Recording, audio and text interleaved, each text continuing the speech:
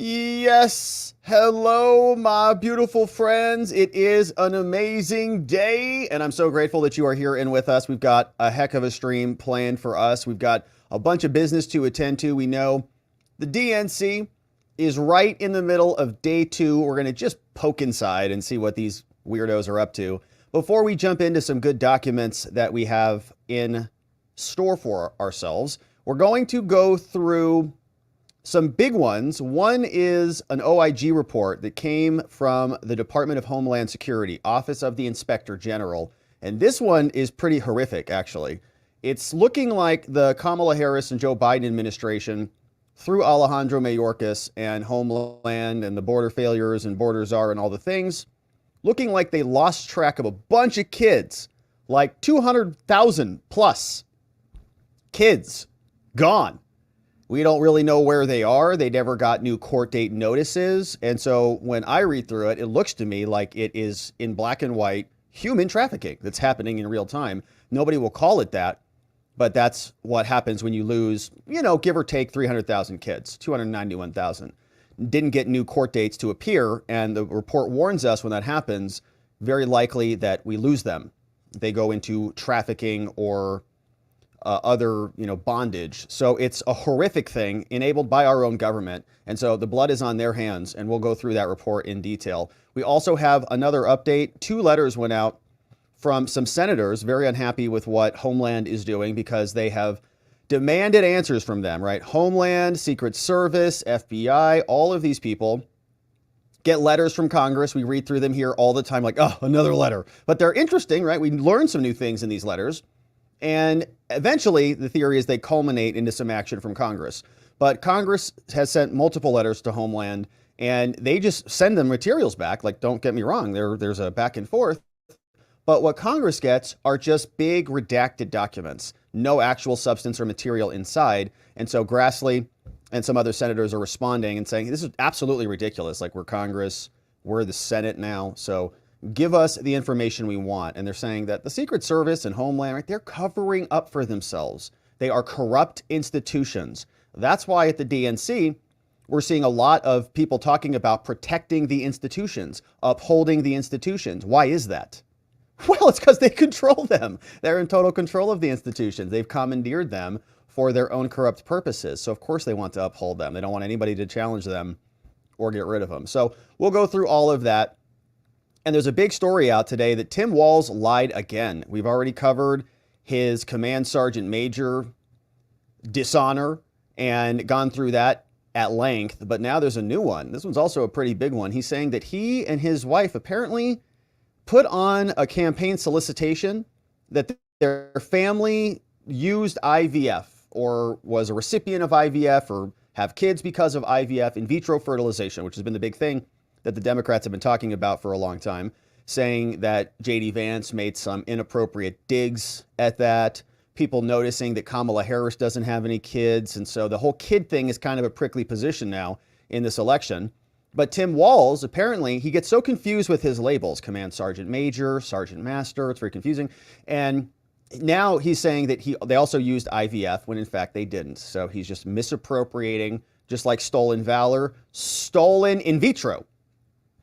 And it's a weird thing, right? This was the guy, we made a point about him, kind of that guy when you were a young kid sitting around the campfire, your friend's dad, who was a little bit weird, had too many beers, would sit there and say, remember, yeah, I almost made the Navy SEALs and stuff like that. You're like, okay, dude, like that never happened, clearly. That's like Tim Walz. He's like this guy who just keeps popping up like with these crazy old stories. What the hell's he talking about?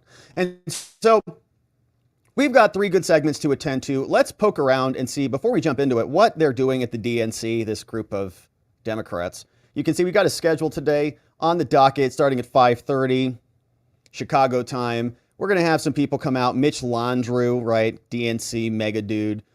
We got a rabbi is doing an invocation and an imam. Whew, we got a rabbi and an imam doing the invocation. Wow.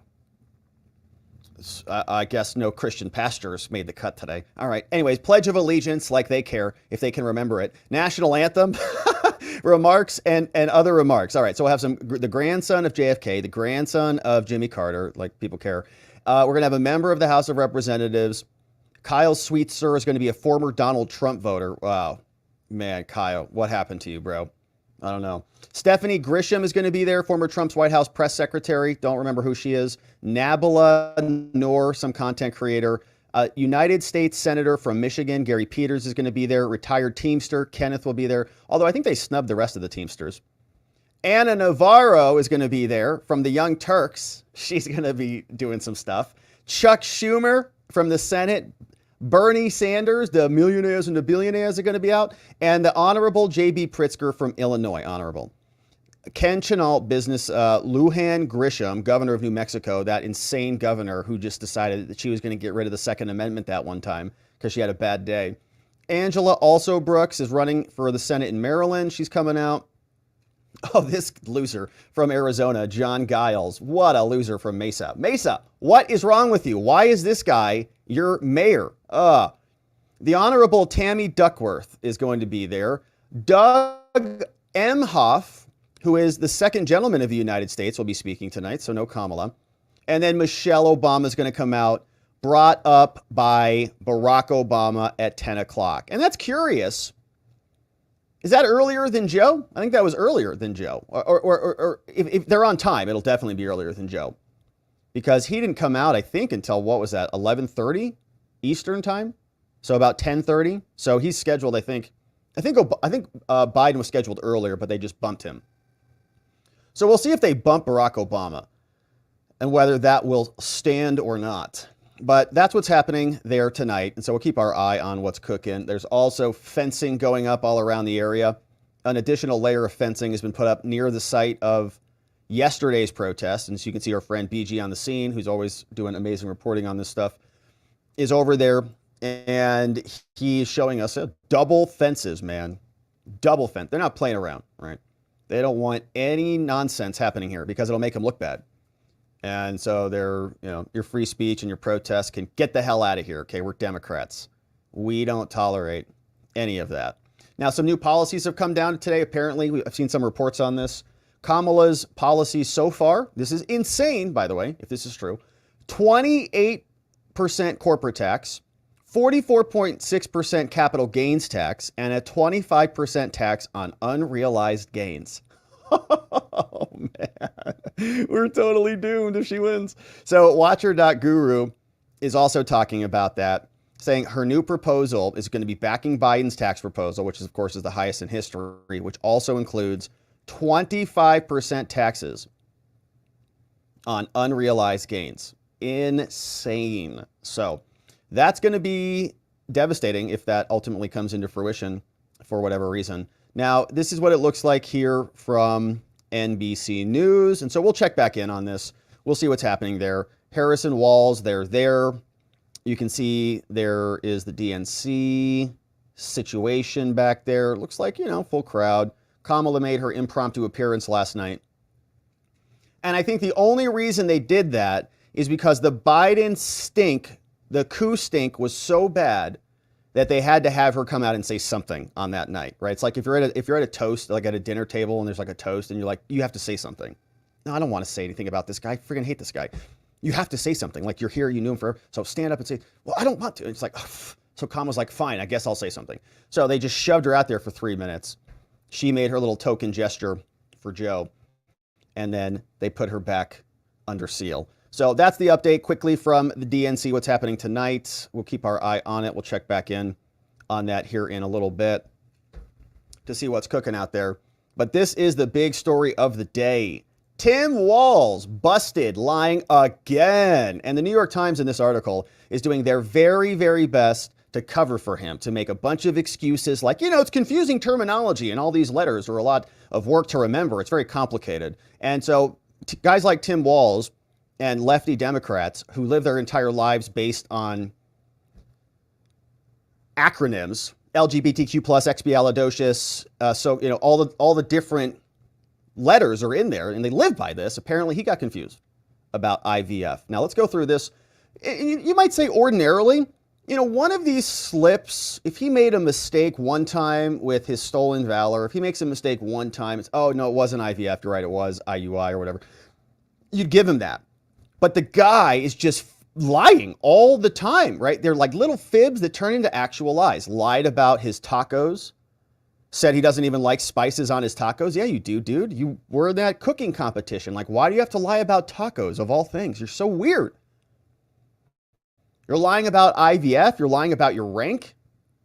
The dude's just a liar, and he was obviously not vetted appropriately. And you know this personality type, right? You've met this person in your life.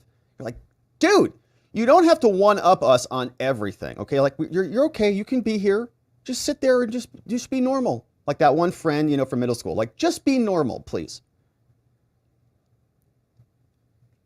Now, unlike in vitro, the procedure used by the Walzes, here's the headline, that his journey ran not through IVF, but through another common treatment. Now, let's get into this because there's a clear campaign lie that is documented by the Times.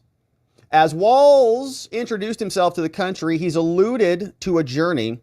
He's always alluding to these things. Through infertility, his journey through infertility for his family, while warning that conservatives want to restrict IVF. Here's what he said. Even if we wouldn't make the same choice for ourselves, there's a golden rule, you know, mind your own damn business when he's not setting up snitch lines for people to report COVID violations. Mr. Walz said on the night that Kamala introduced him, he said, look, that includes IVF. And this gets personal for me and my family, IVF, because you're implying that he went through it, right? Many have assumed that his family relied on IVF to conceive their 2 children. But several news outlets, including the Times, the Associated Press, the Minnesota Star Tribune, have reported all that the family relied on in vitro. Okay, the New York Times linking to themselves. They didn't do that, but they did.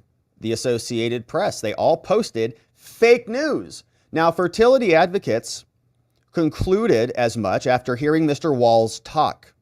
In April, Tim Walz for governor, their campaign office, mailed out a fundraising letter in an envelope that said this, quote, in an envelope, my wife and I used IVF to start a family. So that, if you're reading that, that means to the person who's receiving that message that they actually got the procedure done, right? But when asked if the Walzes wanted to share more details about their efforts to conceive, the Harry Walz campaign recently clarified that the couple did not rely on IVF at all, but rather another common fertility procedure called intrauterine insemination, or IUI. That's really strange. It's like, why he did it again? His command sergeant major, no, it's not what your rank was. Well, I wanted it to be. Well, it's not what you retired with, so you can't keep saying that. IVF is very politically appropriate right now. But that's not what he did. The treatments have a key distinction. Okay, they're not the same. Unlike IVF, IUI does not involve creating or discarding embryos, which is the big problem with IVF, right? The idea with IVF is that you get, 4 or 5 embryos. You inseminate them, then you implant them back into the woman. And in doing that, you're going to lose some embryos, right? And there's a problem with that. People say, well, it's like discarding a potential life, so that's a problem. IUI does not have that same distinction. But for people having trouble getting pregnant, the procedures are often linked. Now, this is where the cope comes in from the Times. Some patients say that they're doing IVF. It's just a catch-all for a wide range of fertility treatments. It's like, I'm just going to the doctor to get something done. No, it's pretty specific. Walz has said that he and his wife spent 7 years trying to have children. Now, IVF has a much higher success rate than the others, but reproductive endocrinologists and fertility doctors may suggest that people struggling with infertility start with the IUI, much less expensive, much less invasive. In both cases, patients often take hormone medication to induce or to augment the ovulation, and individuals who are going through 2 procedures often walk through similar emotional journeys, so it's like close enough, where success can bring elation, but the results, if you fail, are devastating. We understand. Now, those who begin such treatments can also find themselves entering a word of dizzying and occasionally awkward medical terminology. It's so confusing for him. And here we're going to get into a lot of TMI, but IUI works by taking some, male juice and trying to mimic natural conception. The IVF process often involves creating and freezing multiple embryos in the laboratory and then transferring the ones that's probably the healthiest. But since Mr. Walz began sharing his story, he has typically referred to his family as having undergone treatments like IVF. Governor Walz talks how normal people talk, they said. Okay, he was using commonly understood shorthand for these treatments. Again, like, why do they have to explain everything that comes out of this guy's mouth?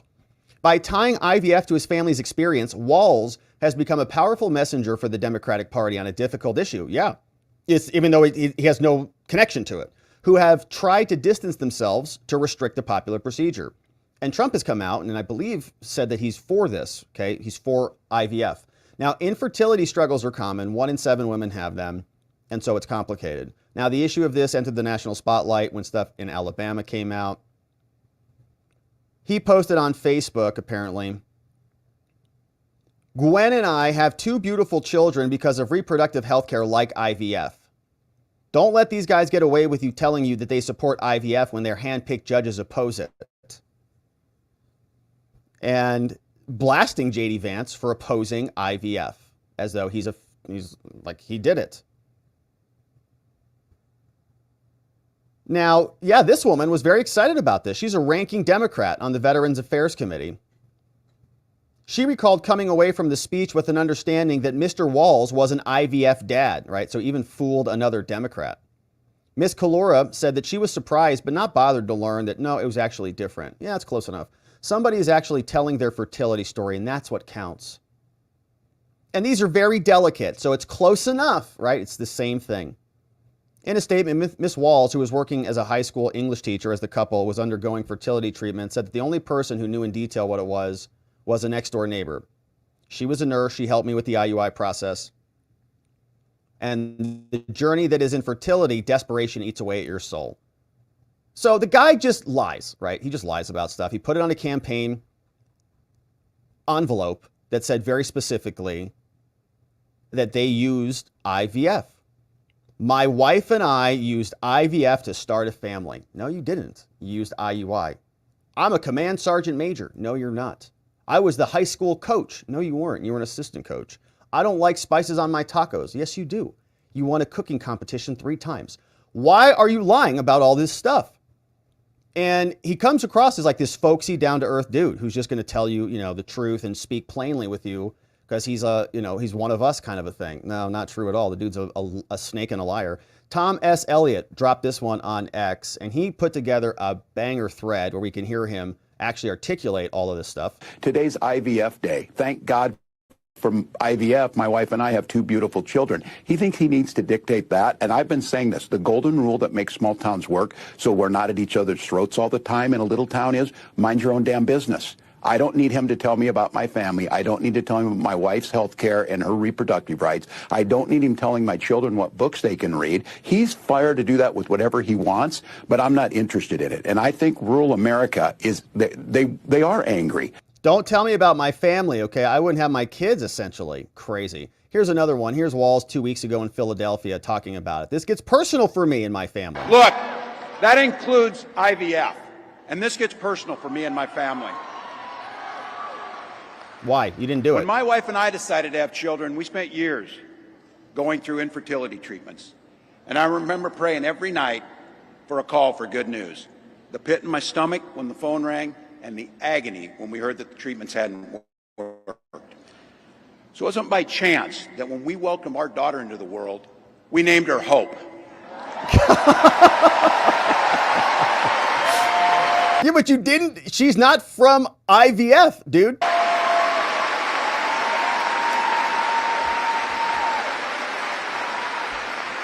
When Vice President and I talk about freedom, we mean the freedom to make your own healthcare decisions. And to lie about whatever happened in your past. Nobody cares. Here's another one from Walz. He's in Wisconsin 2 weeks ago. Tom S. Elliott does great work on this. Says, some of you may have heard this. Here's Walz in another state, Wisconsin. Years of fertility treatments. And I remember each night praying that the call was going to come and it was going to be good news. The phone would ring, tenseness in my stomach. Same speech. And then the agony when you heard the treatments hadn't worked. So it wasn't by chance that when we welcomed our first child, our beautiful daughter, we named her Hope. Again, right? Grifting off of this IVF stuff. Here in Arizona, he was pretending to cry, apparently. When we wanted to have children, we went through years of fertility treatment. And I remember it was like it was yesterday, just waiting for good news. And then the phone would ring and you would be tense.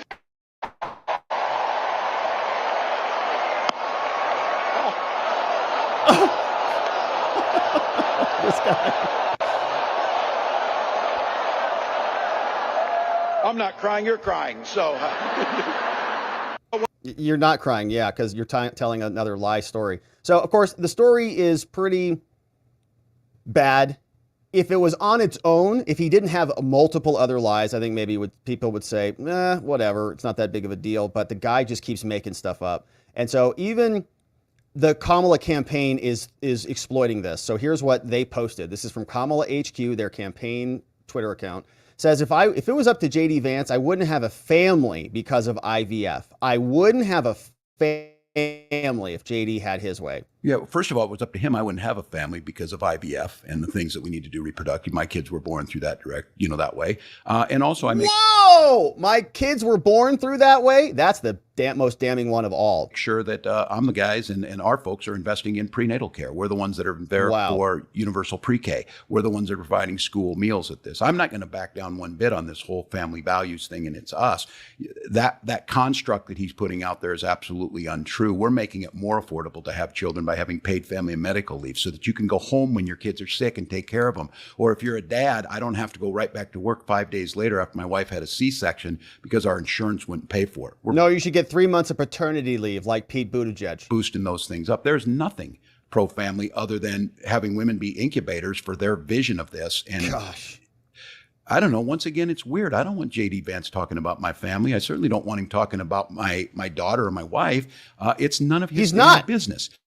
But I said the one thing is we need to talk about how we've invested in families. We have the most generous child tax credit, and it's what Vice President Harris is proposing for the country, that people are poor because they don't have money. And when kids don't have the money on the front end, all of the things that a chain reaction of can't learn, can't go on. So I'll challenge him on that. Where is JD Vance's pro-family? He's forcing people to have, not be able to have medical care if they have a bad pregnancy or something. We need to stand in front of that. And again, you don't need me to give a sermon, but try and live one. Try and be decent. Try and help your neighbors. That dude just talked so much garbage out of his mouth. It was pretty amazing. Did you hear him say something like, if you don't have money, then you're going to be poor. And so we have to give them money so that they can do stuff so that they're not poor anymore. You're like, gosh. But he talks fast and he sounds actually like he's saying some stuff. Joe Biden had this same shtick, by the way, for a long time. Joe did this for 30 years. Remember, we see those old videos of Joe 30 years ago, 80s and 90s. He'd go into these little town halls and he would just scream at people. He would talk very fast, talk very loudly, say a bunch of words, use a bunch of vocabulary that, the little peasants like us couldn't understand. And then everybody would go, well, I guess, there's like really no internet. Nobody's fact checking anything or, independent journos were not calling him out.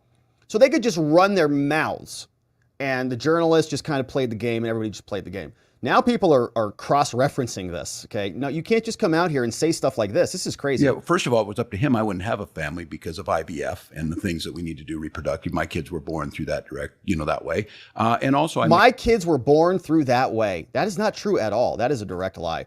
In addition to the statement that he posted on his campaign solicitation. So the Kamala campaign is now talking about that. Look, if it was up to JD, he says, where's JD Vance's program, right? He's going to come in there and have my daughter have kids or something. These people are nuts. But JD Vance actually responded today. He said, today it came out that Tim Walz had lied about having a family via IVF. Who lies about something like that? Tim Walz does. The Democrats' newest addition. Kamala's first pick, her first decision was to hire a bona fide liar, the guy who just lies over and over and over again. So what do you do with somebody like this? This is a dangerous person when they have really no scruples, right? Eventually, that friend of yours who's always lying about everything, you kind of have to create some distance because it becomes like a toxic danger. And they're lying about everything. They're going to get themselves into trouble, you into trouble. And I think that's where they're going with this. But they're squirrely, they're sneaky, right? And if you've got a folksy appeal and you kind of sound good and you say a bunch of stupid stuff like hope and chains and joy, is the new one, then people will buy it because they're so petrified of Trump and they've been brainwashed through, 10 years now, 8 years of just pure propaganda and an onslaught from all the institutions and the media centers around us. But what do you do about this? Well, JD Vance is doing some debate prep. He got asked a question. How are you prepping for this, JD? What are you going to do when you're dealing with a bona fide liar? Listen. To know how you were prepping for a debate with Tim Walz, who has described himself as a bad debater. Who's helping you, and how are you prepping? Well, I found a good friend from back home who embellishes and lies a lot, and I'm having him stand in for Tim Walz. That's what we're doing during our debate. I went and found the biggest liar that I know. Guy's a total liar. Makes up stuff all the time. So I'm going to do some practice rounds with him because he's, a liar. So it'll just be like the same thing, whatever. So here's more JD, more seriously. He's talking about his record. The guy just lies constantly. And so here's what he is saying in response. He acts like such a tough guy, my friends. I don't know if you saw this, but yeah. Tim Walz said that he would debate me anytime, anywhere. So he threw out October 1st, a debate moderated by CBS, which I'm sure is going to be in the tank for the Democrats, but who cares? Because I respect the American people to go before hostile media. Scared. But when he says he'll debate anytime, anywhere, he apparently didn't mean in mid-September, because I offered him a debate in front of CNN, not exactly friends of me and Donald Trump. And you know what Tim Walz said? No thanks. Because they are hiding from the American people. My message to Kamala and Tim Walz, but especially to the American people, is the American people deserve to be led by somebody who is willing to get out there and talk to people. Kamala and Tim, stop hiding in the basement, get out there and campaign. We'd all appreciate it quite a bit. Yeah, do something. Answer some questions from the American people. Stop your little patty cake games where you guys sit around and talk about tacos, okay? People are not interested. Now, Trump was also out today, and he is explaining that he really knows who Kamala is, which is good, because she's pernicious. You got to be careful. Trump knows who he's up against. Here's what he said on the campaign trail. We're here today to talk about how we are going to stop the Kamala crime wave that is going on at levels that nobody's ever seen before. And she is, as you know, the most radical left person ever even thought of for a high office, certainly for the office of president. People don't know the real Kamala, but I do, and people that do what I do, they also know. But she is so far left that nobody's can even imagine, and her real thoughts are there. She's changed. They call her a flip-flopper at the highest level that they've ever seen in politics, because she's come out with policy and for years defund the police. You don't mind defunding, do you, fellas? Would you vote for a defunder? Would you vote? By the way, your people that you protect don't want defunders either. No. But she's been there until just recently. But she's always been for defunding the police, and the person that she's running with, Tim Walz, is equally far left. This is the most far left group. Nobody's ever seen anything like it. And the press is giving them a free pass, and you're not going to have, if it was up to them, you wouldn't even have the men behind me, people behind me, representatives behind me. You wouldn't have them. They wouldn't have a job. They think it's going to just police itself. Everything's going to take care of itself. No, they want community service response teams or something like that is going to show up and, I guess, counsel everybody into a calmer state. So Trump also came out and absolutely obliterated this journalist. So apparently he's in this town, and the town is called Howell, Michigan. And apparently the town has some very white supremacist tendencies or something. No disrespect to Howell, Michigan. Obviously, that's ridiculous. But Trump called them out. So the useless press was like, why are you here with a bunch of white cops and white people? What kind of racist are you, Trump? Here's what he said.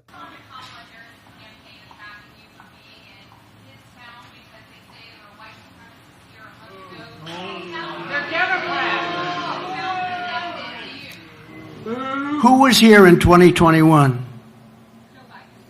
Thank you. Thank you, everybody.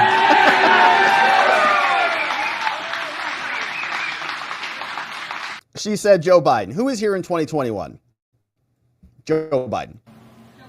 Thank you. Thank you, everybody. Yeah, that's right. Okay, so how is Joe Biden a white supremacist? Yeah, exactly. Thanks. Bye.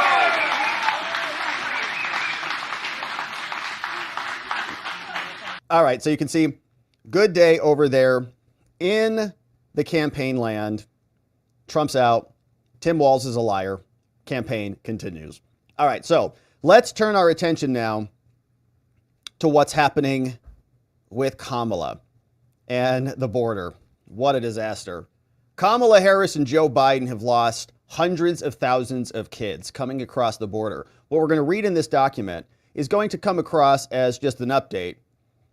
Final management alert officially. But what we see is human trafficking, in particular, kids. Hundreds of thousands coming across and being lost. You see, this is the memo that is going to a bunch of people, and ICE, U.S. Immigration and Customs Enforcement, all listed here. It's from the Office of the Inspector General, a so-called independent entity that's doing an investigation. And the subject is a big problem, all right? ICE cannot monitor all the unaccompanied migrant children that are being released from government custody, and it's a big problem.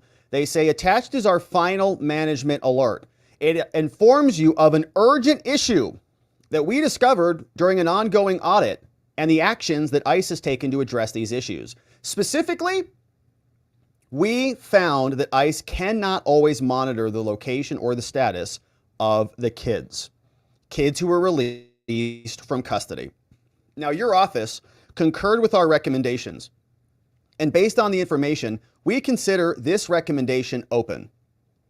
Now, here is the background on what happened.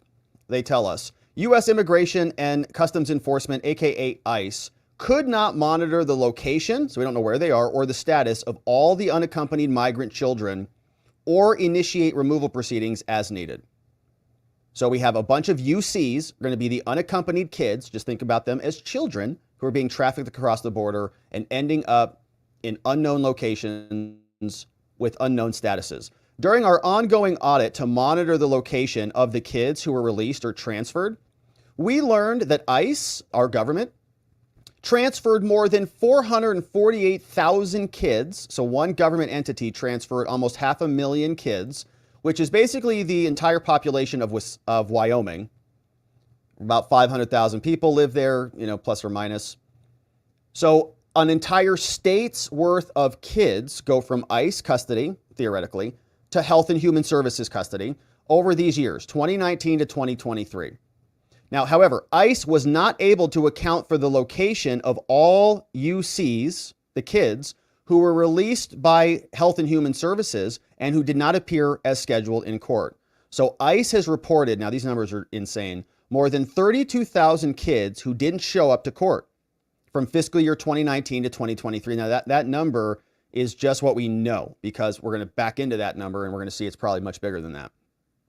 Now, additionally, even though Health and Human Services is responsible for the care of the kids, ICE did not always even notify them when they failed to appear in immigration court after release from custody. So they don't show up. Nobody knows. ICE enforcement officers at only one of 8 field offices that we visited even attempted to locate these kids. So 7 out of 8 offices are like, they're just gone, dude. They're just been, they're in somebody's home. Who knows? ICE also did not serve a notice to appear, which would be like your order to show up in court. You get a traffic ticket. It says show up in court on this time, right? That's your notice to appear. Doesn't even give them a notice to appear in after they're released from custody, as is required under the law. So they released a bunch of people, didn't give them a notice to appear, so they're gone. As of May of this year, ICE had not served notices to appear on more than 291,000 kids who therefore do not yet have an immigration court date. So almost 300,000 people are just kind of kids lost in the immigration system, released by the government, no notice to appear, didn't tell them they didn't show up to the next court date. 7 out of 8 offices aren't even trying to find them again. It's like hundreds of thousands of kids. Now, these issues occurred in part because ICE does not have an automated process for sharing information between their offices. about those who don't show up to court. Additionally, all of this, like, they know this is happening, right? It's not like, oh my gosh, we forgot to give them a notice to appear. So they're enabling it. Additionally, ICE has not developed a formal policy or process to follow up on minors who did not appear in court because the kids are just gone. They don't want to go find those kids. You know where those kids are? Has limited oversight for monitoring, and they don't even have the resources to go find them either. So they say, look, now this is urgent, right? Because we're talking about kids, hundreds of thousands who are missing, and nobody knows where they are. They came across the border, they're gone. ICE must take immediate action to ensure the safety of the minor kids residing in the United States, like now. Based on our audit work and according to ICE officials, kids who do not appear for court are considered at higher risk for trafficking, for exploitation, for forced labor. Hundreds of thousands. Although we identified more than 32,000 kids who did not appear for their court date, so they're gone, right? Like clearly. That number may have been much larger had ICE actually issued the notices to appear to over 291,000 other minors. Okay, so we've identified 32,000 kids who got a notice and didn't show up. So a bunch of people did get notices. A bunch of people showed up. 32,000 of them got notices and didn't show up. 291,000, so you could add it to that number, didn't even get the notices. So we've got over 300,000 kids who are just not showing up. Gone. And by their own report, trafficking, exploitation, and forced labor. It's sick.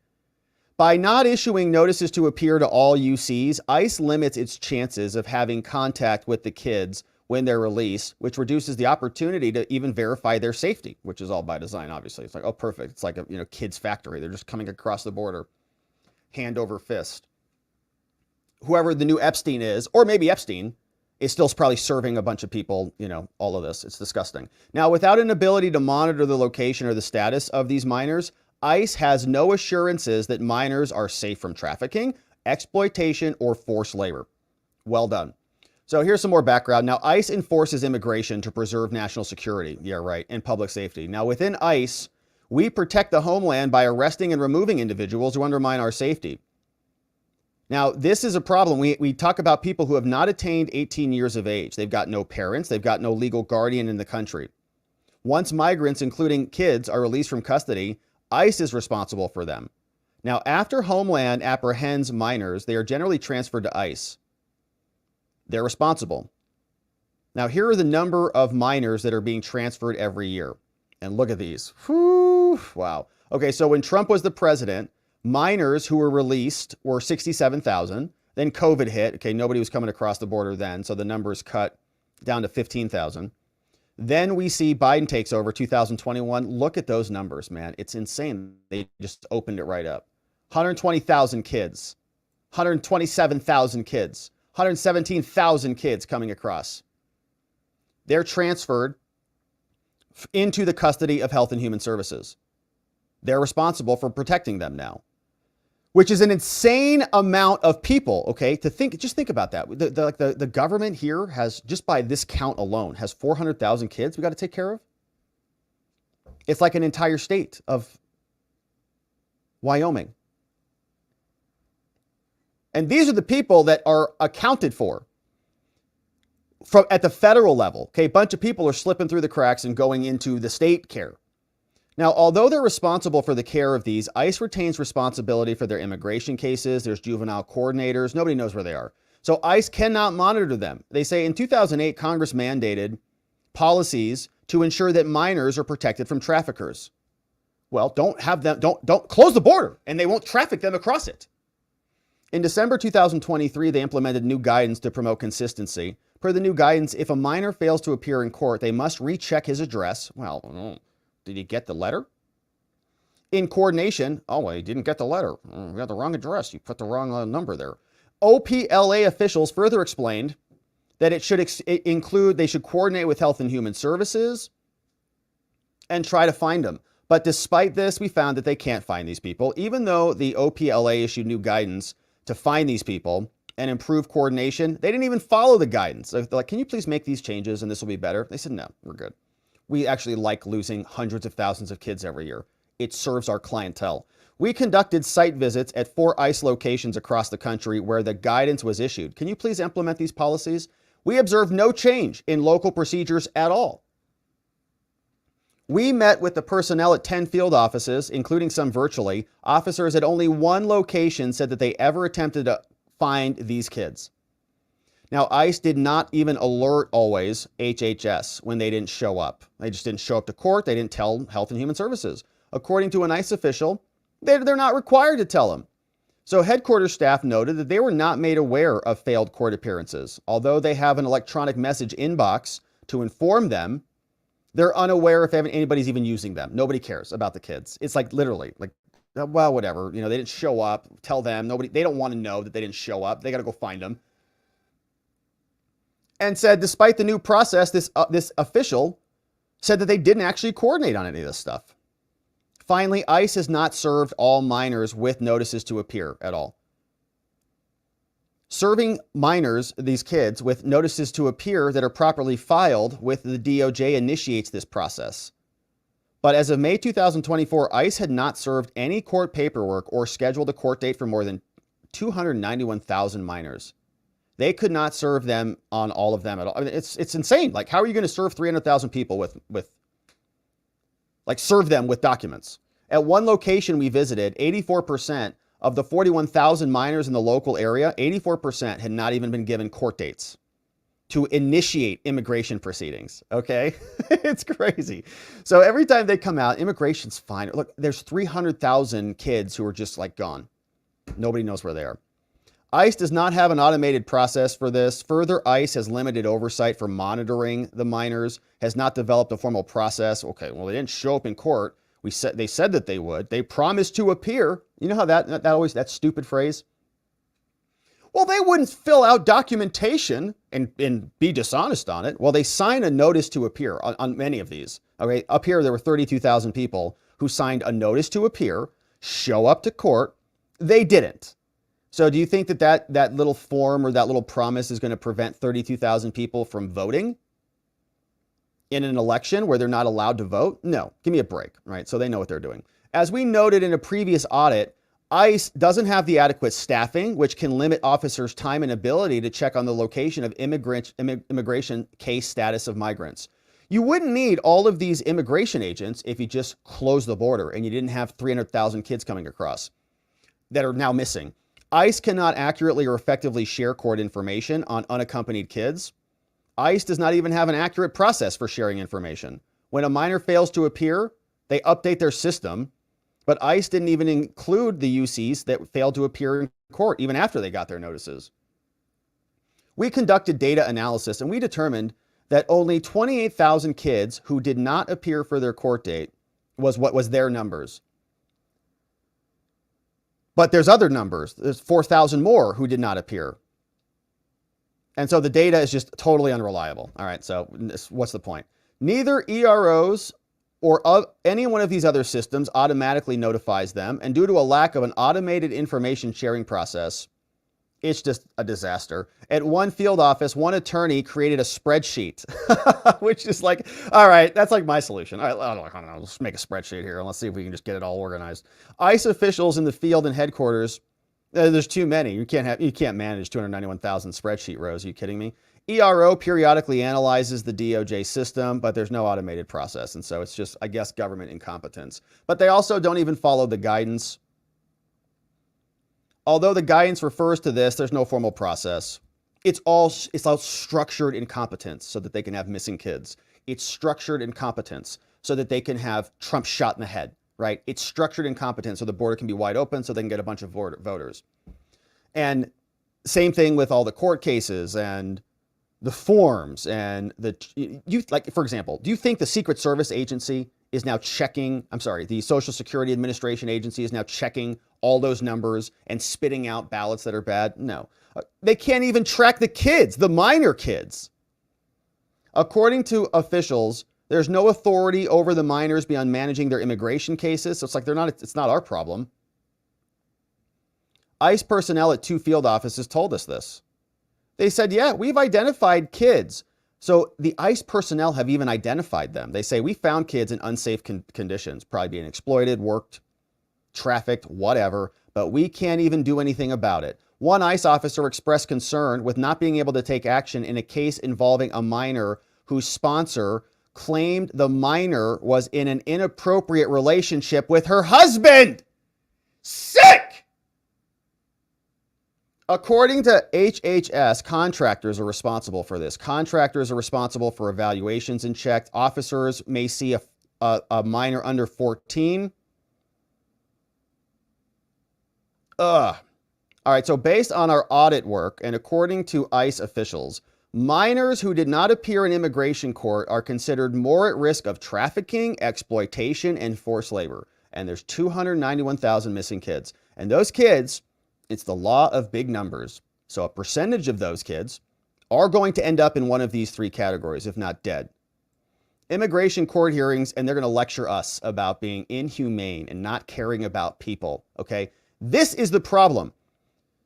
Immigration, the government creates more problems than they solve. And there's a lot more than just this. But immigration court hearings are often ICE's only opportunity to observe and screen minors for trafficking. But now they don't have that filter. So much more are being trafficked. By not issuing NTAs to all minors, ICE limits its chances of having contact with them and a possibility to verify their safety. So when ICE does not share this information, people who do not appear, we can't do wellness checks. We can't stop people from being trafficked. Without an ability to monitor these locations, ICE has no assurance that minors are safe from trafficking. Okay, this is a critical sentence.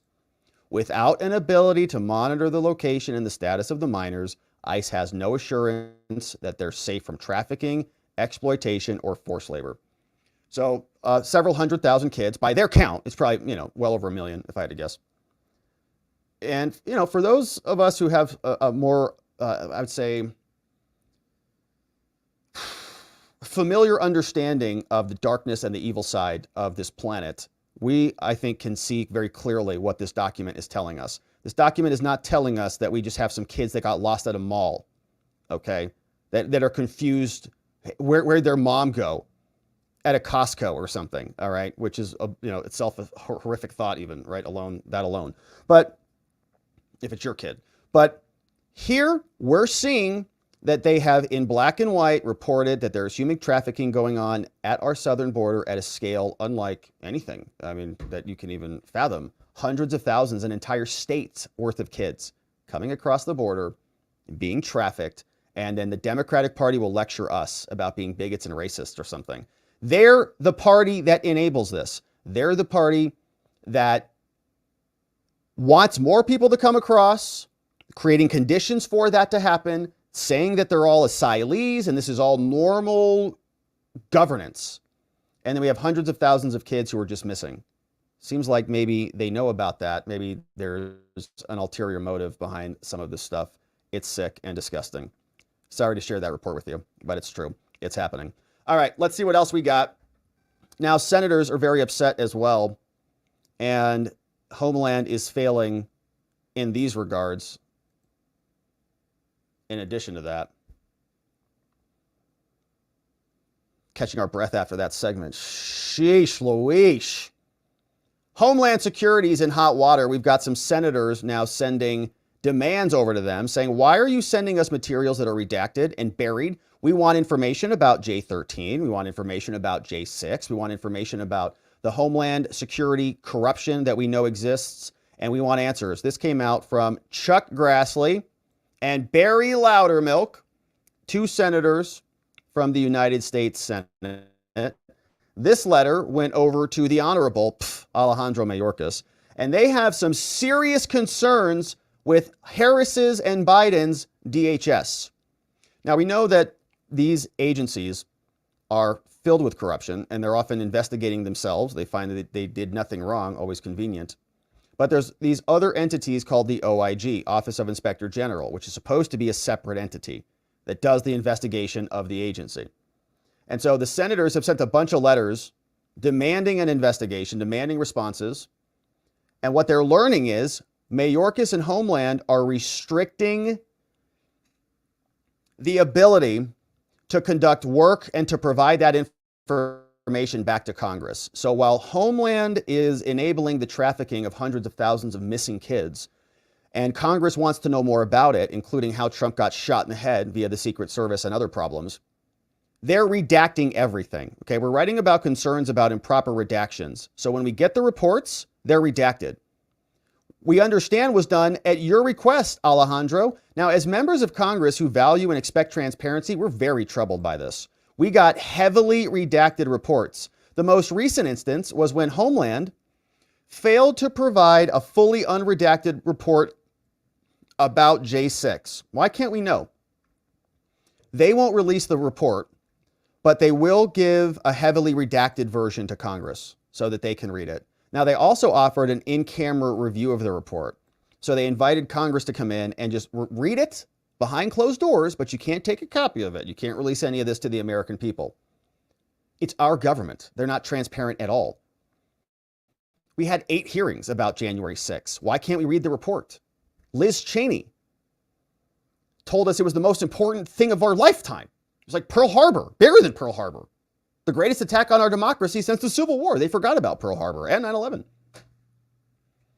And now we can't read it? It's ridiculous. Now, as a result of the alleged OIG access issues and hurdles, we're very concerned that Harris and Biden are extending these reviews to stop information about the assassination attempt on President Trump. Now, the department's secretary told us when we sent letters demanding this info from your agency that there must be appropriate safeguards, is what they said, on information that the OIG gives to Congress.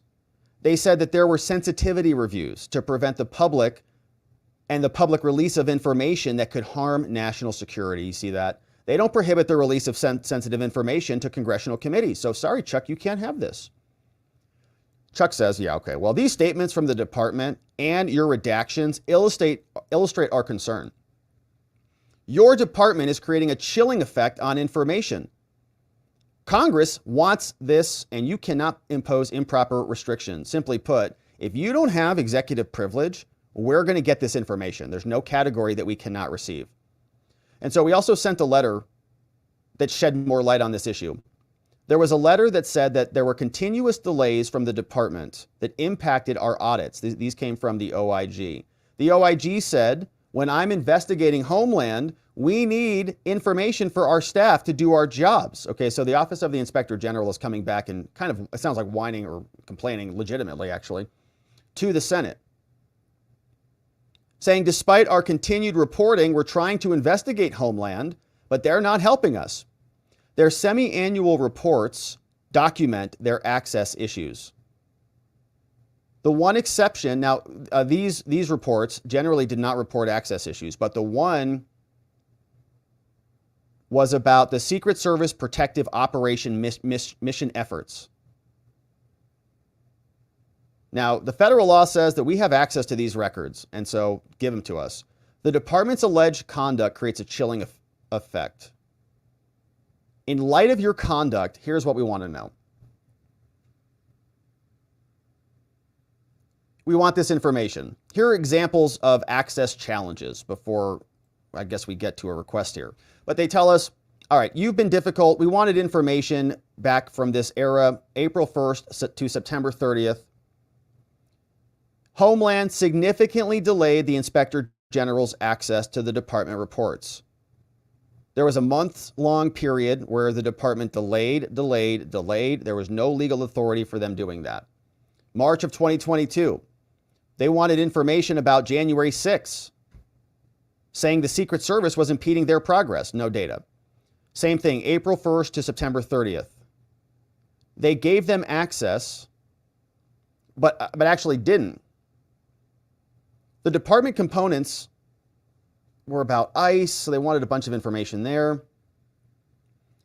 The OIG also wanted read-only access to databases, but those were delayed. So more databases delayed from Border Patrol, from FEMA, from the TSA, from ICE, from Homeland. No legal authority why they can't access the databases. Also were denied access to liaisons And so the problem goes on and on. Now, the Office of the Inspector General has further reported that the Secret Service significantly delayed access to information needed for their reviews. There was a 7-month delay receiving emails from the Secret Service, and the Secret Service was asking for a reduced production scope. Like, we can't find all that stuff for you. That's too much. There was a clear interest from Congress to get the records.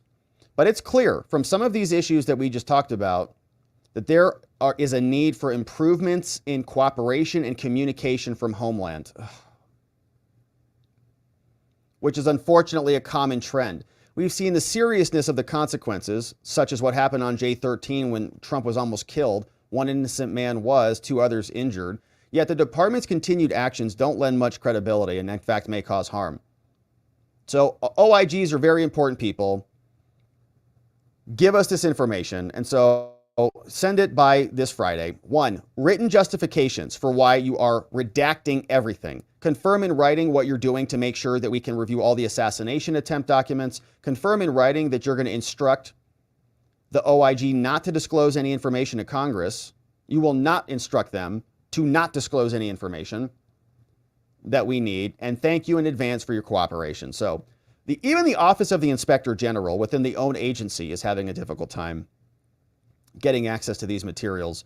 And you can understand why, because there's a cover-up afoot. Now, they also sent this letter to the Inspector General himself, so the Honorable Joseph Kufari. They said, hey, look, we're seeking information about this. As members of Congress, we expect transparency. On August, a letter from your office shed more light on this. It said that there were a ton of delays. Your letter noted that the information here was being precluded and preventing you from doing your job. Now, we know that they're significantly delaying access to information. What are they asking this guy for? Please let us know what you've asked for. All right, so the actual Inspector General, they're saying, why don't you tell us what you asked for from them so we can see how these match up? I want to know what you sent over from January to the present, indicating that Secret Service was not going to comply with your requests, all written communications, a timeline of each step. Basically, tell us all the times that you've been obstructed. Tell us all the times you've been delayed, in particular about January 6th, right? Why don't we know more about January 6th? Why are all these redacted and delayed? All written requests about more and including on J13. If Homeland feels that they're unable to provide any of this stuff to us, let us know why they say they can't give it to you. Thank you for your cooperation. Sincerely, your friend, Chuck Grassley, Barry Loudermilk. Both from the Committee on the Budget, one from the Budget, one from Administration and Oversight. So it's just the least transparent government that we have. And they are protecting their institutions because their institutions are tools of the Democratic Party. And if you open up the box and you get to poke inside and see what they're actually doing, you'll see it nakedly on display. And they don't want you to see it, which is why the cover-up continues. All right, let's see what's happening now over at the DNC.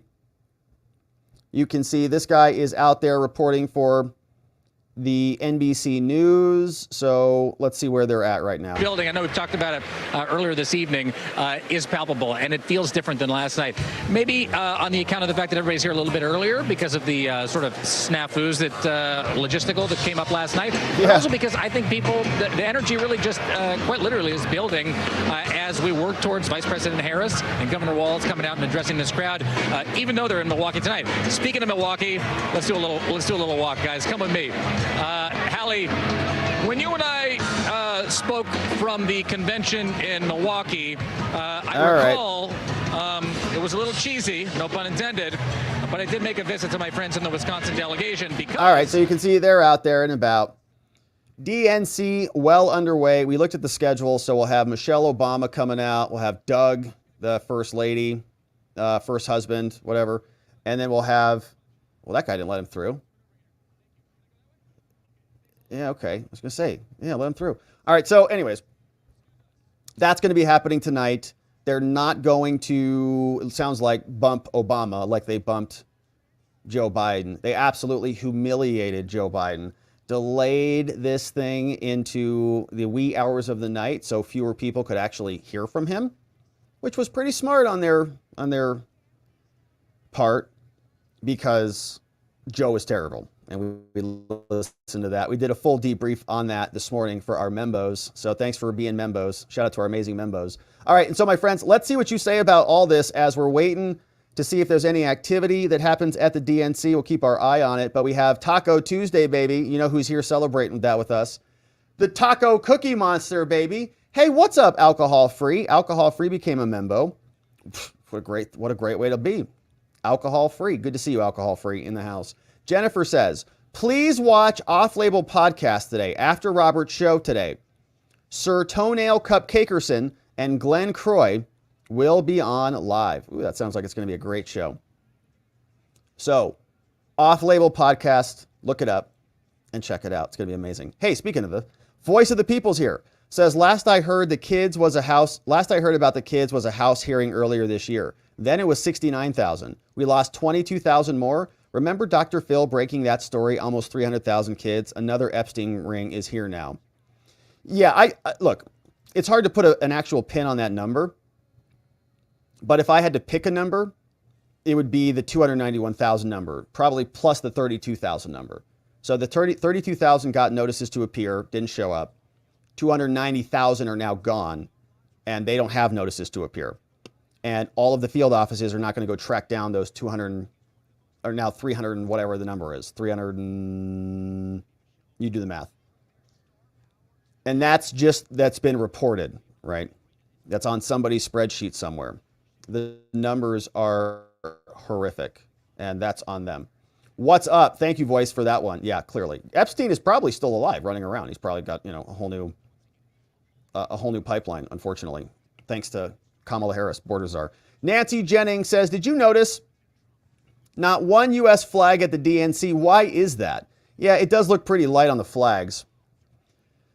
Now, are they going to try to say that that's a flag, that little communist squibble? The three red communist squibble, is that what they're talking about?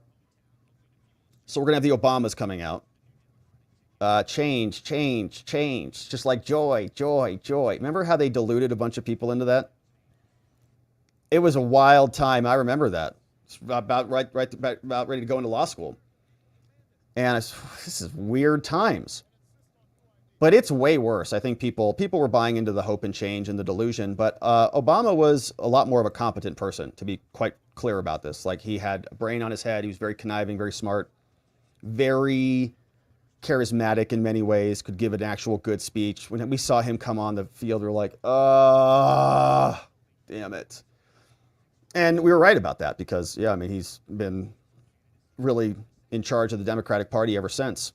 But Kamala is not that at all. So let's just be very clear about that. Yeah. Barack was a force. Kamala is not that. And I think Kamala is just the puppet, really, in which is Obama's hand. Cackling. All the time. It's wild. Hey, what's up? Object Class Keeter says, but no tax on tips. It's all about tips tax to win. Yeah, that's good news. And we also talked about this morning with our membos, too. We talked about Nicole Shanahan showing up on Tom Bilyeu's podcast and explaining that they might drop out or, and want to endorse Trump. And we're completely behind that. In fact, I would be perfectly happy with RFK taking over Health and Human Services, right? CDC is his purview. He can just clean house on that whole agency. Health and Human Services all day long. And let's win this thing. Hey, Tanya Karras, what's up? Taco Tuesday in the house. Ooh, look at this menu, boys and girls. Happy Taco Tuesday, all. Chops and ear corn on the grill. Scalloped potatoes, so good. And milk duds for a sweet. Man, that is a nice eclectic mix there. And it sounds great. I'd eat that meal all day long. Some pork chops, baby? Man, those are good too. Pork chops are pretty good. Who's this guy? All right. I voted for Trump not once, not twice, but 3 times. Oh, what happened? Did you get hit in the head or something? All right, so here's Tanya. Thank you, Tanya, for that. Happy Taco Tuesday. Very grateful to have you here, Tanya. Thanks for joining on Locals. And we're going to see. Yeah, thanks for that, Tanya. Very nice to see you. Here's another one from Sheila Poo. Says the main purpose behind that 25% tax on unrealized capital gains is to prevent anyone from ever owning anything great. It helps with the future communist country that they're trying to build. Totally. Yeah, you really can't invest in anything at that point. Because does the government pay you when you have unrealized losses? Like, why would you ever put money in the stock market if you're going to get taxed on unrealized gains? That means you're getting taxed on profits that you haven't even collected yet. It's all speculative money. It's crazy. And this has really been, I think, the pattern that we've been on for a long time. Even COVID was about wrecking the middle class. That's what immigration's about, wrecking the middle class. The rich are going to get richer and richer as society sort of unbundles at the seams. All the rich people already have their money. Now it's pulling the ladder up on everybody else, right? You pull the ladder up.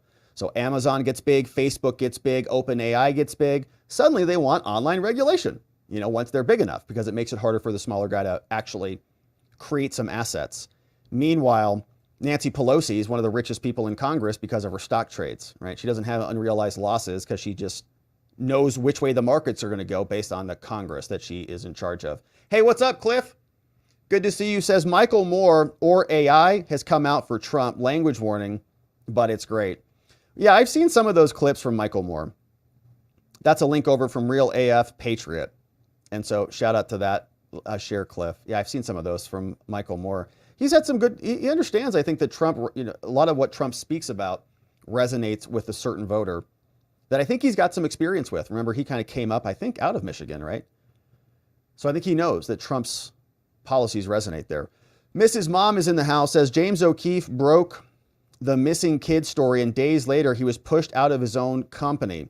They tried to cancel him, but he started. OMG. Yeah, man, he's been on a roller coaster over there. Shout out to James O'Keefe and OMG.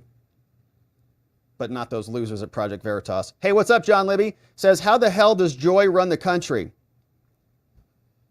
It doesn't. Maybe it does. I don't know. I've been wondering about that. Like, is that going to reduce the grocery prices too, also? I was also wondering about that with Kamala Harris being a historic black female. Is that going to reduce, like, our grocery costs, our grocery prices, or like is Putin going to say, oh, wow, that's so amazing. America has a joyful, historic first black female president. War's over. I'm so inspired. Is that? I think that must be how it works. Or maybe Putin will get an abortion or something. It's like, what the hell is so exciting about all of this for their everyday life? Who knows? Hey, what's up? Tom Forsyth. What's up, Tom? Says Kamala got the nomination because Michelle is black. I don't even know. I can't say that. Here's one from James Butler. Says capital gains tax profit on you that you make on selling a home, right? Tax is 44% of any price appreciation after you pay the mortgage for a few decades. Example, there's a lot of numbers and percentages in here. My brain's exploding. Example, buy for 100,000, sell for 200,000 equals they take 44,000 off the top. Yeah, but like, even if you like, so I think unrealized gains in this example would be you buy the house for 100, 3 years fast forward, your house is now worth 300. You're not going to sell it, but you have an unrealized gain. Your house went up $200,000 in value. So that would mean that you get taxed 25% of that $200,000, right? So you owe the government another 50 grand. Rough math. Which would be crazy, right? Or whatever the actual math is. But you don't even sell it, but you owe the government money because you're richer now, because your house has more equity. Just think about that in the stock market. Like that's what they're talking about. So you buy stock at $100, it goes up to $200. You don't sell it, so you don't pocket the difference, but you still have to pay taxes on that, even though your money's sitting in a stock account. Unrealized gains. So you owe money even though you haven't sold. 25%. She's nuts. Crash says, Kamala's nuts. Cammie's nuts. If she thinks any of her tax proposals are going anywhere, period. As a country, we are already broke. Most folks understand what broke means and what it feels like. And now she wants to tax us into oblivion. It's nuts. It's absolutely nuts. Yeah, and they want to increase the corporate tax rates. I mean, we're taxes everywhere, as though we're not taxed enough already. Taxes everywhere. Hey, what's up? Hey, Knox is here. Thank you for this, Knox. Defense attorney in Texas says, happy Tuesday, all. There is a huge difference between IVF and IUI, by the way. Money of my beautiful grandbabies are IVF. There is a whole egg retrieval, fertilization outside the womb, saved embryos and transferred later. It's at a great cost. Yeah, it's like 50 grand or something, right? Maybe 100 grand if you want a couple rounds or something. It's a lot. It's very expensive. And I know people who've gone through it. It's an ordeal. In fact, somebody I'm very close to and his wife went through it. It's like, wow, you know, it was a big deal. And they did it twice and they got 2 beautiful babies out of it. So it's a nice thing. But it is, yeah, it's not the same thing. Yeah, Knox says 4 of the 5 grandbabies are IVF, but it costs a lot of money. Man, yeah, you guys have been through it, no doubt. That's a lot. And it's pretty taxing, I think, on the woman's body too, right? They're getting shot up with all these hormones and stuff, and it's a big deal. Hey, Knox is here. Did he name the other kid Change? Oh, that's good. I'm mad I didn't think of that. Yeah. So we named our first daughter Hope, and we named the other kid Change. And they named the other kid Tiananmen Square so that they never forget their anniversary. All right, what's up? NY says, hopefully Trump doesn't take the bait on this IVF claim from Walz. Trump is likely to fumble it. Somehow I think they want to link IVF to abortion. Trump shouldn't even comment on it. They do. Yeah, they do. Because I think it's about the destruction of the embryos, right? Because you're going to have like a panel of 5 embryos. One of them will ultimately go in. And then that's where you destroy the other embryos, which I think is what people have problems with. Hey, what's up, Bonnie? Says his mind your own business. What? Didn't he set up a hotline to turn your neighbors in during COVID, during the lockdowns? If they were outside at the park or having a backyard barbecue? Yeah, playing basketball. Somebody was calling and saying that they were playing, basketball and there were kids at the park. Mind your own business. They're doing something very sneaky here, right? They're acting like Republicans. They're saying things like Republicans, like conservatives, like mind your own business and like freedom and liberty. They're talking about those things. They don't want any of that. Oil Smoke Jones, what's up? Over on the YouTubes, thank you for this nice one. Says, nothing new here. Dem voters have always expected and admired lies, perversion, and corruption in their candidates. They practically insist on this. They don't trust anyone who is not lying to them. Yeah, and it feels like it's top to bottom now, right? Every institution is corrupted. The institutions are protecting the party's protecting the institutions. It's just a merry-go-round of the same faces coming back through, cycling through them again.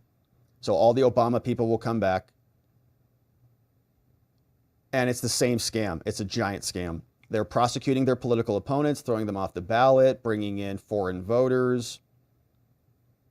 It's bad. Knox is here. Says, as a criminal defense attorney, I can tell you that in my world, law enforcement responds to crime after it has happened. They do the investigation.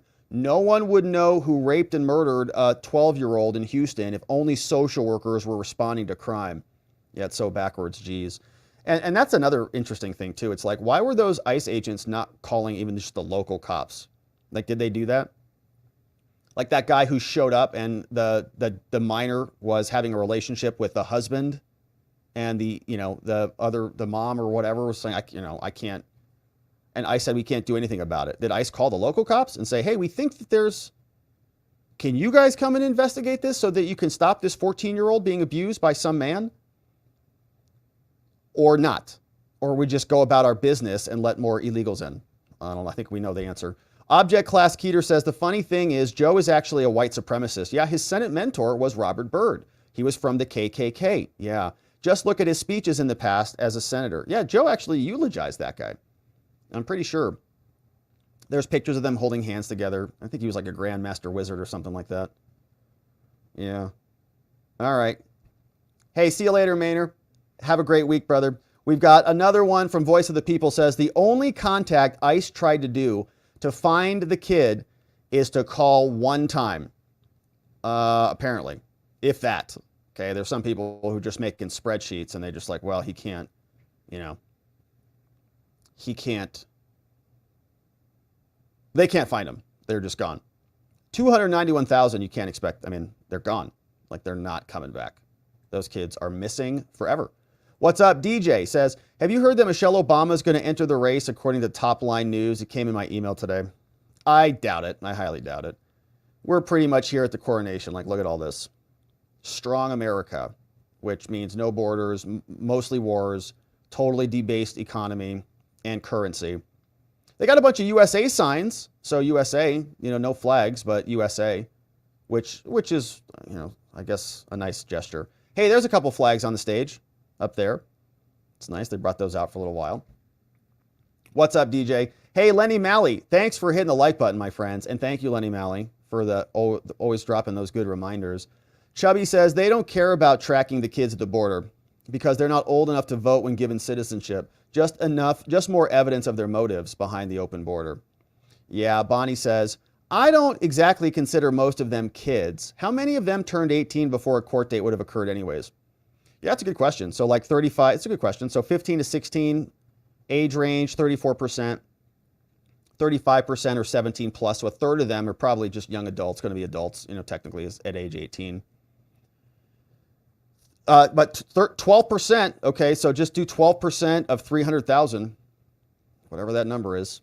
So 30,000 kids, 13 to 14 about, in that age range of that bracket, and 20% are 0 to 12. So 40%, 30% are going to be in that low range category, with the 2/3 in the higher bracket. Yeah. So 15 to 16 is about a third, 17 is about a third, and a third from 0 to 14. It's rough, man. And look, you're a 17-year-old kid getting trafficked. Like, I think about, like a 17-year-old girl coming across and just ends up with some dude somewhere. It's like, or a boy. Doesn't matter either way. It's bad. Hey, thank you, Bonnie, for that. Yeah, good details. Sheila Poo, a million hugs to you. It's great to have you here, Sheila. What's going on? Who's this guy? Teamsters? All right, we'll skip it. Sheila Poo, what's up? 10 new membos coming in the house. We got James Beaver, welcome. Matt and Robin's Carp Adventures. Sounds like a fun channel. We got John O. Jackie Glamuzina. What's up, Freed? Blocks is here. Aging Cynic. Sweet Tack got a membo. Greg Erickson's coming in. Philip Coggins, welcome. And many people shouting out our good friend Sheila Poo. A million hugs to you. Bringing in 10 new amazing membos. Hey, what's up, John Libby? Says, better check Health and Human Services Secretary's bank account. He probably reaped the benefits of the 291,000 missing kids. What's he getting paid, do you think, for those? It's a horrific thought. But yeah, I mean, they need more money. They always need more money to deal with this tragedy that they've caused. And you even saw that in the OIG report. They're like, well, if we had more money and resources, we could track down more of these kids. It's like, well, what if you just close the border so they didn't come here in the first place? That'd be a good start. Then you wouldn't have to go find them. Hey, what's up, Ski Bro? Says, Counselor Robert, you're a real attorney on YouTube. Outstanding research. Thank you. Well, thank you, Ski Bro. We appreciate you being here, brother. Thanks for going through it with us, especially that report. It's a gross one. Object Class Keeter says, you can't track illegals, children, ballots, coke in the White House, rioters in 2020, presidential assassins, but they can track January 6ers. Government of and for the people, obviously. Yeah. Our own government. And when they do their own investigations of themselves, we don't even know what they find, what they're able to find. Hey, what's up, Glenn Croy? What's up, Glenn? Are you speaking over on Off Label today? Every day, Govea, except Sunday. Thanks, Tony Hay. What's up, Glenn and Tony Hay? 16 months as a membo, Glenn. It's almost 2 full babies in the house. And it's great to have you here. Yeah, we take Sundays off, to recharge and unplug from politics, kind of. I mean, I usually still check in politics, but try not to. What's up, Will H? 5 months as a membo. Says Dems didn't forget 9/11, okay? They just ignored it. They did. They ignored that. They said that J6 was way worse than 9/11 and, I guess, Pearl Harbor. But that's the Democrats. Hey, what's going on, Cliff? Says, Rob, the trans ignorance of mutilated children and this trafficking flies in the face of neuroscience, okay? The brain does not fully develop until age 20 to 25. or in my case, 40. Judgment is the last function to develop. I shouldn't joke. A woman argued with me that abortion was okay up until birth because the brain is not fully developed. I asked, what? How old are you? She said 19. I said, good. I guess we can take you out now.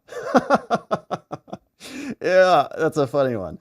Yeah, we were talking about that, like, you know, because Democrats had this post-birth abortion thing, and I think there was a governor of what state was that, where he's like, well, if it comes out and you don't like it, you can get rid of it. And we were asking ourselves what the limiting principle is on that. Like, how far does this go?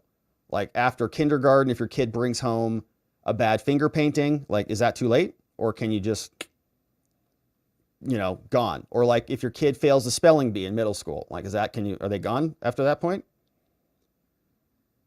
Or high school, like, you have a bad, you know, like, I had a bad wrestling match one day. I come home, my mom says, listen, Rob, you've had 16 years here. It's not working out for us. Your performance was subpar. So you're going to be aborted, you know, or something. We don't know. What's the limit? Who knows? What's up? Thank you for that, Cliff Norman. Hey, what's up? Ice Girl says, Rob, there's always some kind of cover up going on. That is true. And the government exists for themselves. Definitely not for us. So both sides, I think, have an interest in preserving the government much more than the people. What's up, Tobo? Says there's so much energy, perhaps there will be a spontaneous, problem. Hopefully not. Let's hope there's pressure relief valves on the roof. We want everything to be nice and safe over there. What's up? We got a new baby in the house. Matthew Larkins, new baby, Membo for 9 months. Says, regarding child trafficking, the City of Dreams is out on August 30th. City of Dreams is out August 30th. Matthew Larkins, thanks for being a membo for full term, brother. We appreciate that. Sandra Amiri says, RFK dropping out and endorsing Trump. Heck yeah, baby. I agree. Hey, Ryan Flint says, I think it's hilarious that when they don't want Chicago activists to cross a line, they built not one, but 2 walls. 2 walls. And maybe they'll have a third one. It'd be nice if they just even considered one at the border. Speaking of joy at the DNC, maybe there was a large supply of this, but this is ultra joy, says Spuds. It is true. The Democrats could use some cleaning up, that's for sure. Stacy Milliken says, as a woman who loves her right to vote, I wish I could take it away from some women for voting for Kamala because she's a woman.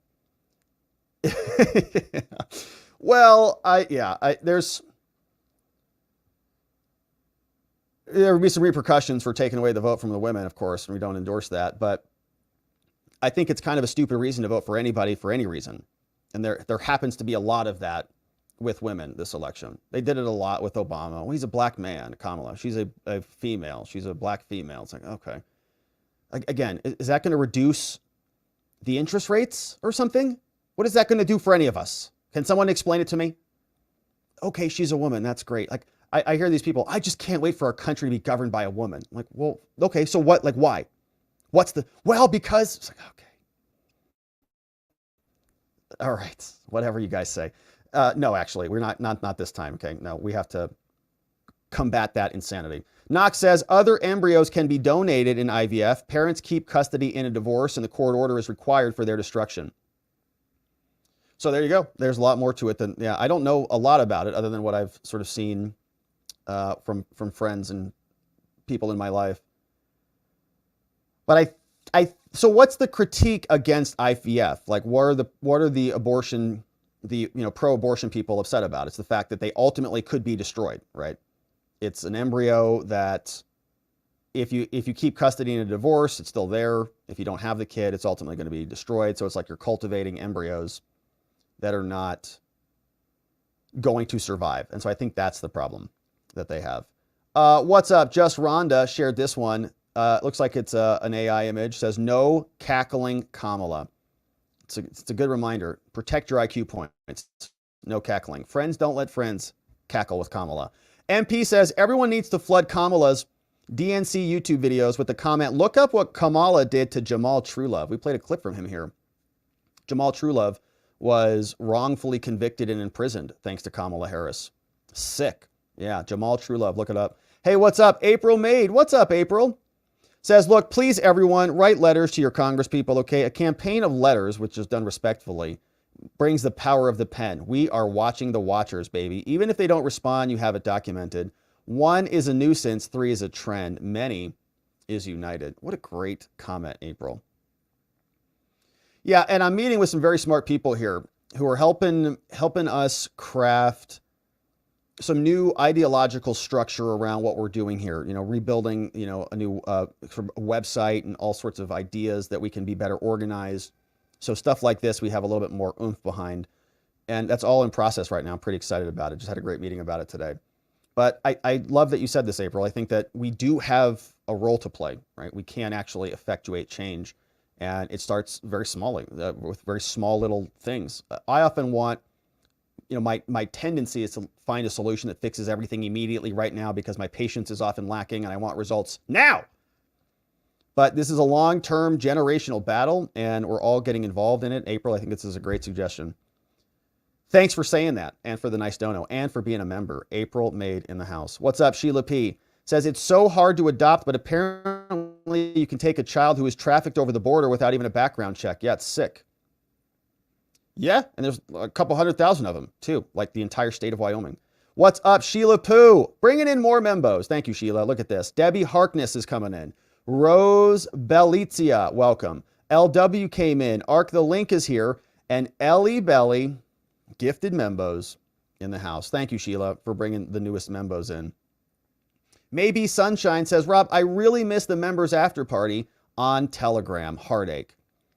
I guess I could start it back up. We're kind of getting away from promoting Telegram so much, but I'll think about that maybe. We got First Amendment says, watchers, fight, fight, fight, or pay attention, pay attention, pay attention, and take care of yourself, from First Amendment. Good to see you there, First Amendment. Thanks for that nice one. And White Buffalo says, noticed a lot of empty seats last night at the DNC. Noticed a lot of empty seats last night at the DNC. I don't know when you saw it, but it looked like a full house when Biden was speaking. There was a lot of good energy there for him because it felt like it was a domestic violence situation. Like after they beat Joe Biden and abused him, they're like, oh, we're so sorry. Like, here's some flowers. We love you. We're going, you know, we didn't mean to hit you that hard. We didn't know that everybody was going to know that we hit you. And so we're sorry about that. But let's see. Do we have any comments on the house today over on X? Let's see if they are coming up. I don't even see our live thread anywhere. There it is. Let's see. Any comments over on X? We've got, what's up, Paul Mino is in the house. Fred Petamonte says, Rob, behind every other ulterior motive is money. FYI, 800,000 children go missing every year in the United States, says Fred. Raising Hell says, I thought it was 850,000 accounted for. And Feline says, Elon's unscientific poll is saying that people are going to vote for Trump. I guess he just posted that. There you go. Looks pretty good to me. So those are some good numbers. And thanks for sending those in to from our friends over on X. And so very nice. Okay. And so my friends, thanks for joining us on the day. The DNC is underway right now. Here's what it looks like. Obama's going to be out. Both of them tonight. It's just going to be terrible. So we, of course, are grateful that we got to spend today, this afternoon, this evening together. We covered some good ground. If you missed it, we talked about Tim Walz and him being a liar about his IVF. We talked about Kamala Harris and how they lost a couple 100,000 kids, never to return again in all likelihood because they can't find them. And about how senators are pretty furious with Homeland and the Secret Service for sending them information that is redacted and irrelevant to their actual investigation. And my friends, thanks for joining us. Now, we are going to go over to Watching the Watchers. .locals.com for our members only after party over on Locals. We'll be grateful to see you over there if you want to come and join us. We also will be back here tomorrow to get into all of this again. And so in order to do that, we're going to need to see, wait, before we get out of here, I want to thank our mods and our meme smiths.